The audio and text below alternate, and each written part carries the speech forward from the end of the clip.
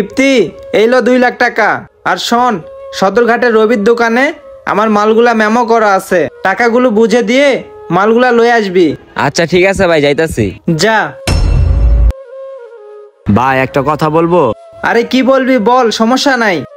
ভাই মানে হয়েছে কি, আপনি যে ওকে যে এতগুলা টাকা যে দিছেন, তখন ওই নিয়ে যদি বাইগা যায় তখন আপনি কি করবেন? আরে না, তুই কি কস এগুলা?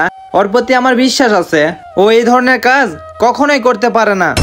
দেখেন ভাই, টাকা পয়সা নিয়ে সবার কাছে বিশ্বাস জিনিসটা আশা করা যায় না ভাই।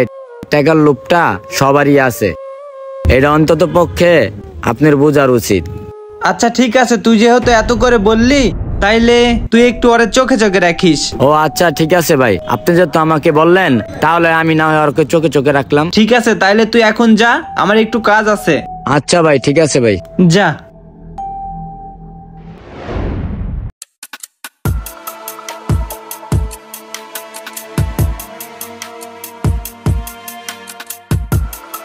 এতগুলা টাকা, এই টাকাগুলো তো আজকে আমার মায়ের দিতেই হইব সেমনি হোক স্যারের থেকে। কি করা যায়? আইডিয়া।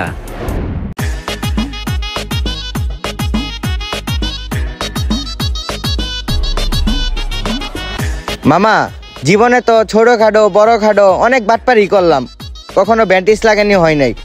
আজকে কি মনে করে ব্যান্টিস লাগাইলা? আরে বাইক না, তুই যদি এটা জানতি তাহলে কোনো প্রশ্ন করলে বেটা। দেখ এইগুলা কি, দেখ। আরে মামা, এত টাকা কই পাইলা? আরে দে, তোর এত জানা লাগবো না। আর তোর না পেটে খিদা লাগছে, এইলো টাকা। আরে মামা, কতদিন ধরে 1000 টাকার নোট দেখি না, আজকে পেটটা বইরা খামু। ও তলে তলে বসের সাথে তাহলে এই কাহিনী। বসরে তো তাইলে বিষয়টা জানাইতে হইব আমার। যা যা, দেরি করিস না, তাড়াতাড়ি খা। আর আমি এই যে বসে আছি কে, আমি যে আমার কাজটা শুরু করে দেই।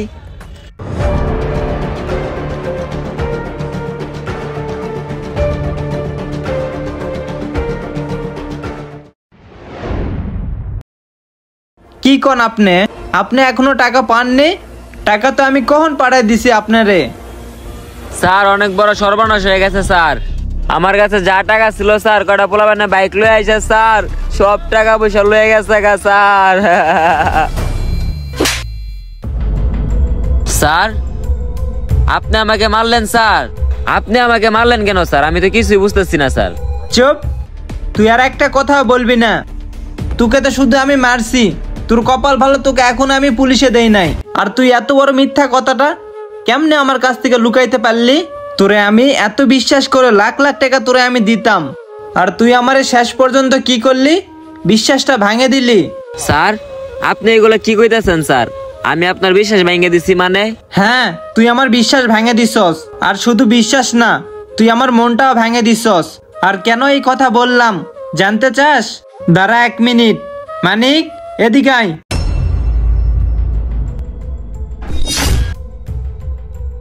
কি চমকে গেলে নাকি? মানিক, ও কি কি করছে সবকিছু আমাকে খুলে বল। বলতে হইব না, ওর মুখোশটা এখনই আমি খুইলা দিতাছি। তোর জানি এনে কিছে? ভাই বেতা ভাই ধরেন না। দললে কিছে একটু দেখি না। না ভাই থাক ভাই বেতা ভাই ভাই ভাই ভাই ধরেন না ভাই, বেতা পাইতেছি ভাই, বেতা পাইতেছি। আরে বেটা খারাস না, একটু দেখতে দে। দেখেন ওর মুখোশ। আর কিছু বলতে হইব স্যার? আর কিচ্ছু বলার নাই। কি এই ছিল তোর আসল রূপ? তোর টাকা লাগবে, তুই আমার থেকে চাই নিতিস। তুই কেন এই নাটকটা করলি? স্যার আমি অনেক বড় ভুল করে ফেলছি স্যার, আমার এবারের মতো মাফ করে দেন স্যার। আর স্যার আমি বেশি টাকা খরচ করি নাই, আমি অল্প করে টাকায় খরচ করছি স্যার। এই নেন স্যার আপনার সবগুলা টাকা স্যার, এবারের মতো মাফ করে দেন স্যার, আর জীবনে এরকম ভুল হইব না। মাপ? তোকে আমি মাপ করব? যে আমার একবার বিশ্বাস ভাঙে তাকে আমি মাপ করি না। মানিক, টাকাগুলো রাখ। আর এক্ষুনি তুই আমার চোখের সামনে দিকে চইলা যা। তুই আমার চোখের সামনে কখনো আর আসবি না। কিরে আবার তাকায় তাকায় কি দেখোস? তোরা না যাইতে কইছি, যা এখান থেকে যা। ভিডিওটা দেখে আপনারা কি বুঝলেন? টাকা পয়সা দিয়ে কাউরে বিশ্বাস করবেন না, কারণ টাকার লোভ কেউই সামলাতে পারে না। আর লোভী মানুষদেরকে মনে জায়গা দিতে নাই। আর এইটা দেখে আমাদের সমাজের কিছু মানুষের শিক্ষা নেওয়া উচিত। ভিডিওটা যদি একটু পরিমাণে ভালো লাগে থাকে, লাইক কমেন্ট শেয়ার করে পেজটি ফলো করে পাশে থাকবেন। ধন্যবাদ সবাইকে।